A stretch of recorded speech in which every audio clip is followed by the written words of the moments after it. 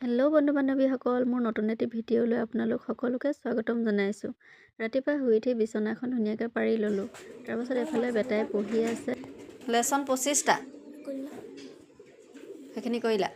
তাৰপাছত বাহি বনবোৰ কৰি গা পা ধুই আহি এয়া মই মন্দিৰলৈ যাবলৈ ওলালোঁ।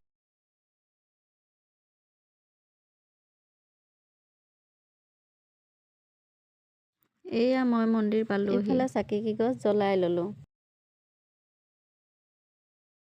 এইফালে বেটাই মই ধূপ জ্বলাই ল'লোঁ।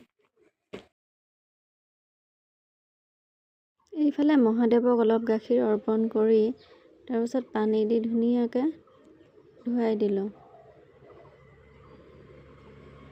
মই ধোৱাৰ পিছত বেটাইও গাখীৰ দিলে, গোটেই অলপ পানীও দিলে। এনেকৈ গা পা ধুৱাই এয়া আমি মাক পুতেক দুয়োটাই সেৱা কৰিলোঁ। ওচৰৰে খুৰী এগৰাকীও আহিলে, খুৰীগৰাকীয়েও পূজা কৰিলে। তাৰপাছত দুয়োজনীয়ে একপি চেলফি উঠিলোঁ। আহি আমি ঘৰ পালোঁহি, চাহ খালোঁ। ভকতীক আকৌ খাব লাগে, তাকো বিস্কুট দি ল'লোঁ। এইফালে ভাতকেইটাও পাতি ল'লোঁ লৰালৰিকৈ। তাৰপাছত আকৌ গাখীৰকণো পগাই ল'লোঁ। গাখীৰ পগাই হৈ গ'ল।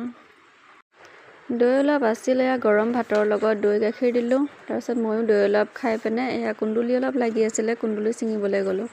লগতে অলপ বিলাহী ছিঙি ল'লোঁ। কণ বিলাহী লাগিছে, কুন্দুলি। বাৰীৰে দুটা কলডিলো পাৰি ল'লে।